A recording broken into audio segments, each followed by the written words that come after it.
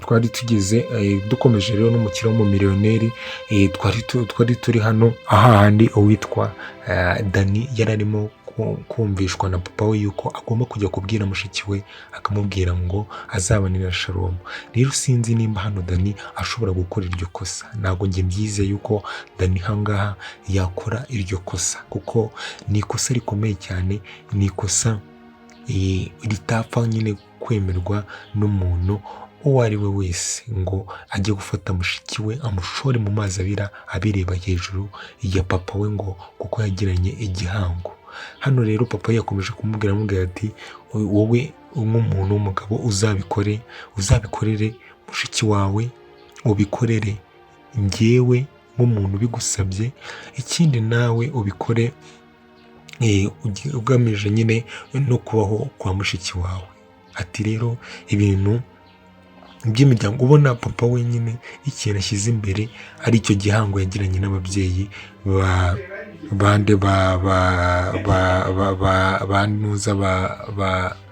ababyeyi ba Sharomu, ugasanga nyine we yabitsimbarayeho cyane.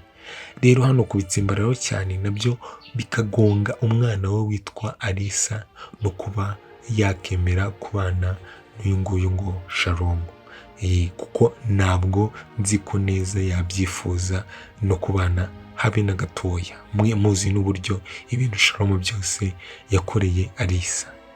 Aho ngaho rero twavuye turongeye twigarukira ku mukobwa wacu Kami yari ari kumwe na Tracy, arimo kumubwira ati se urimo kubona Tracy, ati urimo kubona ibintu by'iyi kampani birimo kugenda bijya hehe? Ati ko ngiye birimo kuntera ubwoba, ati sinzi.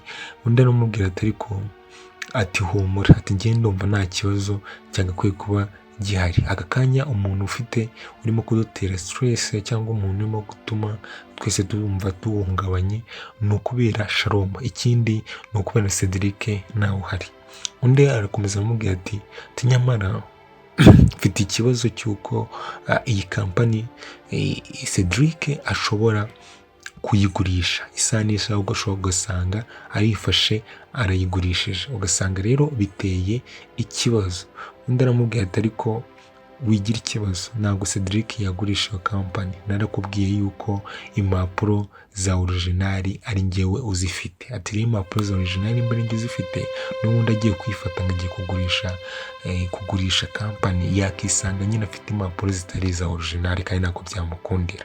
Ati kandi ikindi ko nabonye witwa Sharomu aka kanya arumva aryohewe n'umwanya arimo wo kuba CEO, aracyaryohewe n'uko arimo kudutegeka, aracyaryohewe n'ibyo bintu byose. Ati rero ibyo bintu ntibigutere ubwoba, ntibigukange, ntibigire ikintu na kimwe bigutwara, kuko aka kanya rwose nakubwira yuko uyu nguyu Sharomu atafite n'igitekerezo cya hano hafi cyo kugurisha kampani, kuko aracyaryoshye, aracyumva nyine kuyobora ibyo bintu ashaka, aracyakeneye kutuyobora. Witwa Kami aravuga ati okay, nta kibazo. Ati natwe rero tugomba gukomeza kugira uko dushoboye kose Cedric tukamubona, tugakomeza tugashakisha amakuru yose uko ashoboye ya Cedric akaboneka, kuko nanjye hano ndabangamiwe kandi ntabwo nekanye. Ati ntabwo nekanye kandi ngomba gukora uko nshoboye kose nanjye ngatekana, ndetse na musaza wanjye akaboneka.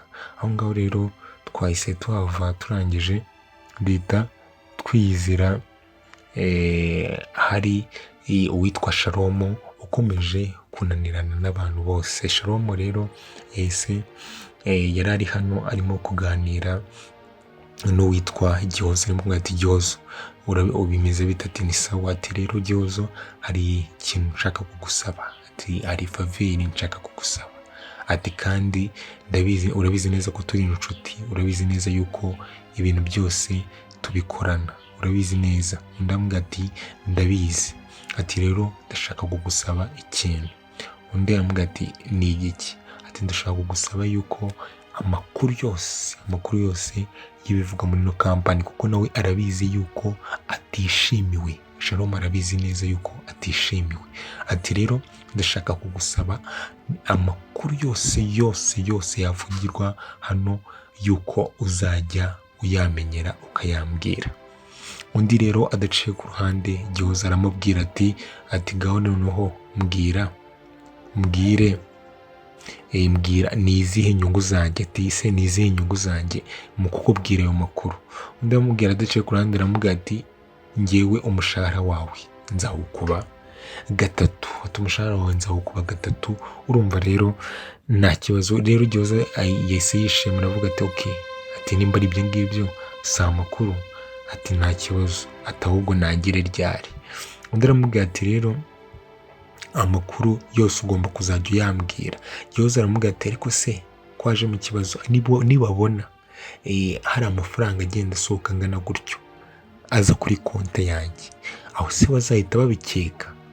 Undi aramubwira ati oya, ntugire ikibazo, amafaranga yahoze ugenda ufate ayo ugomba gufata nyine nk'aho umushahara wawe, ayo yandi nzajya nyakuyera ku ruhande.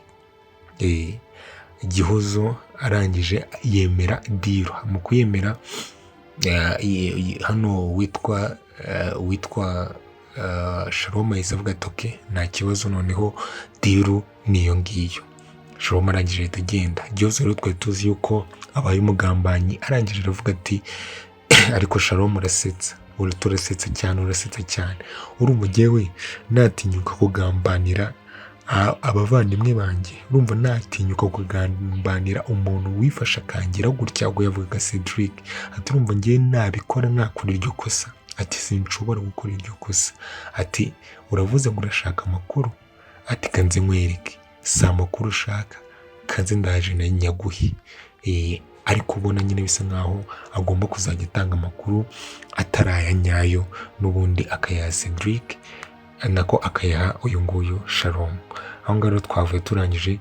Mwibuke yuko twari twasize uwitwa Alisa afashe umwanzuro wo guhamagara inzego cyangwa abantu bakurikirana ibyaha. Yarahamagaye rero umusore witwa Lucky, arimo kumubwira umusore ukora mu nzego, arimo kumubwira ati rero nagize ikibazo, umuntu aranshimuta, ankorera ibintu bitari byiza. Ati rero nafashe umwanzuro yuko ngomba kumushyikiriza ubutabera. Ati kandi ikindi muri uko kumushimuta, ngewe umusore twakundanaga, ubwo yavugaga Cedric, umusore twakundanaga nawe yarabuze, yesabura, ku buryo uwo musore wanshimuse yafashe kampani ayigiriye, kampani y'uwo musore twakundanaga yayigiziye kubera uburiganya, kubera kunshimuta yese anashimuta kampani y'abandi. Umusore aramubwira ati rero se none se kuki watinze gutanga ikirego? Ati natinze gutanga ikirego kubera yuko uyu nguyu Shalom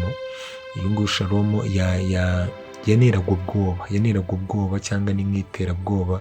Ati rero nahisemo rero n'ubundi kubona yuko ibintu bikomeye, ndavuga ati reka mbikore bagezeho ikirego. Rero uyu musore ukora mu nzego yahise avuga ati okay, ati rero ibyo bintu ntiwagakwiye kuba warabitindije, ariko kuko iyo utindije ibintu, ubundi akenshi iyo utindije ibintu ibimenyetso bigenda bisibangana gake gake. Niyo mpamvu amakuru aba agomba gutangirwa ku gihe, kugira ngo ibintu bisobanuke cyangwa bimere nuko barangije ati ngaho mbwira uwo musore wagushimuse ninde? Ati yitwa Shalom. Uwo musore wabuze we ninde? Cyangwa umusore mwakundanaga ninde? Yitwa Cedric. Bamaze kubishyiramo aramubwira ati se uwo musore yaba Cedric cyangwa Shalom baba baziranye? Undi ati yego baraziranye. Mwibuke ko bose baraziranye. Ati rero nimba kuko aka kanya n'ubundi uwitwa Shalom yabeshya abantu yuko yaguze kampani na Cedric, kandi ntabwo yigeze zigura. Mwibuka ko ukuntu byose byagenze. Aho ngaho twavuye rero uwitwa Alisa amaze gutanga ikirego. Ese uwitwa Shalom aho si bari bumufunge? Uwitwa Shalom wigize umuntu udashobotse, aho si bari bumufunge? Ugasanga ibintu bigiye kumubaho ntabwo ari sawa, nta nubwo ari byiza. Aho ngaho rero twahise tuhava turangije duhita twigarukira hari uwitwa Gihozo.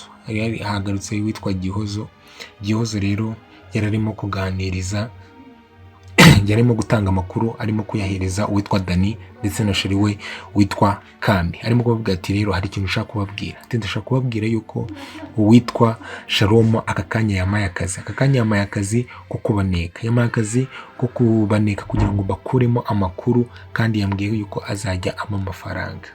Ati se nayo makuru? Ati yego, ati ibintu muzajyamo utuvuga byose njye ngenda nyine mbimushyire.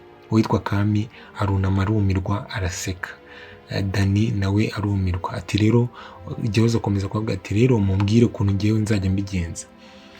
Rero Dani adace ku ruhande aravuga ati ariko ibyo bintu wibitindaho, ati jya umugenda umuhereza amakuru. Gihozo aravuga ati turashaka ko nzajya nanga amakuru. Ati areba Kami ati urajya ngo njye nanga amakuru? Undi aramubwira ati amakuru ugomba gutanga urayazi, ati ugomba kuzajya utanga amakuru adashyitse cyangwa amakuru atuzuye. Ushobora kujya kubwira umuntu ariko ukamubwira ikintu gisa nk'ukuri ariko kitari ukuri. Nibyo hano bashaka kubwira uwitwa Gihozo. Ushobora kubwira umuntu wenda utari mu rugo, niyo udashaka yuko anagusanga mu rugo, ukamubwira ati rero ati narindi mu rugo ariko mu kanya ngiye kugenda. Urumva, mu by'ukuri umubwije ukuri kuri mu rugo ariko umubeshye yuko ugiye kugenda kandi uri buhagome.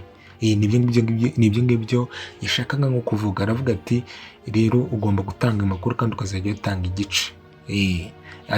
Na Kami acishamo aravuga ati yego ugomba kuzajya ubigenza gutyo, nimba akeneye amakuru ukazajya umuha amakuru ataraya nyayo, amakuru y'ibihuha. Gihozo muramumenyereye we, turabizi ko ibyo ngibyo azabishobora. Aho ngaho twavuye rero duhita twigarukira ku musore wacu Cedric, umukire wabigize umwuga cyangwa umukire w'umumiliyoneri ku mufuka we ufite amamiliyoni menshi ahantu arwariye. Rero wa mukobwa yari ari kuri telefone, rero Cedric aba arabyutse, wa mukobwa ahita aza aramugana avuga ati kumbura byutse. Cedric rero nubwo bwa mbere amubonye aramubwira ati none se urinde, wa mama yagiye he, wa mudamu yagiye he? Ati uriya ni mukuru wanjye, ati rero yagiye ku kazi yihuta, niyo mpamvu yambwiye ngo musigarane, ati kandi ntugire ikibazo, ikintu cyose uko yakwitagaho kose ndi buze kubyitaho nanjye. Undi yaramubwira ati yego nabonye muri abana beza, nabonye ari umwana mwiza, ati rwose aranyuza akampfukura akanyuza ku gisebe. Undi aramubwira ati humura nanjye ibyo ngibyo ndabikora. Mwibuke ko uyu mukobwa uri hano ari we wakunze Cedric, ari pase yuriya mu mama witaga kuri Cedric ariko uko ari murumuna we. Ati rero humura ndi bukwiteho ntugire ikibazo. Ati se ahubwo umutwe waba urimo kukurya? Ati yego umutwe aba yawitaye ariko n'ubundi kuko narakira neza umutwe ugicishamo ukandya. Ati rero ntugire ikibazo ndi bukwiteho. Ati se ati amakuru nta kintu na kimwe wibuka? Ntaki. Undi aramubwira ati njyewe nibuka nuko hari umukobwa twakundanaga witwa Alice, nyine twatandukanye miruka dushwana dutandukana. Ashyiramo akantu ko gushwana kwe na Alice, bivuga ko uyu mukobwa atanabitinda. We ushobora kuvuga ati umuntu wakundanaga n'uyu muhungu barashwanye, ariko nyamara mwibuke ko hakiri urukundo. Yaba Cedric aracyakunda Alice, yaba Alice aracyakunda Cedric. Ko cyane ko Alice we yanafashe umwanzuro yuko agomba gukundana na Cedric kuko yamenye amakuru yose yuko ibyo Cedric yakoraga byose ari we yatabaraga cyangwa ari we yarengeraga. Ese uyu mukobwa uje hagati ya Cedric nanuza ko twari tuzi ko ari uriya mugore, none akaba hajemo umukobwa, aho Cedric aremera gukundana n'uyu mukobwa wamutabaye, wamugiriye neza, cyangwa Cedric arikundanira arakomeza yikundira Lisa? Ese ku ruhande rwawe urabibona gute? Ese ku ruhande rwawe urabyumva gute? Ese uri Cedric wowe wakora iki? Ese byagenda bite? Reka dukomeze dukurikire kano gafilime keza cyane, umukire w'umumiliyoneri yihinduye umukozi wo mu rugo kubera urukundo, Cedric yihinduye umukozi wo mu rugo kubera Alice. Ciao ciao, komeze mugire ibihe byiza kandi subscribe kugira ngo ujye kubona iyi notification ko dusohoye video.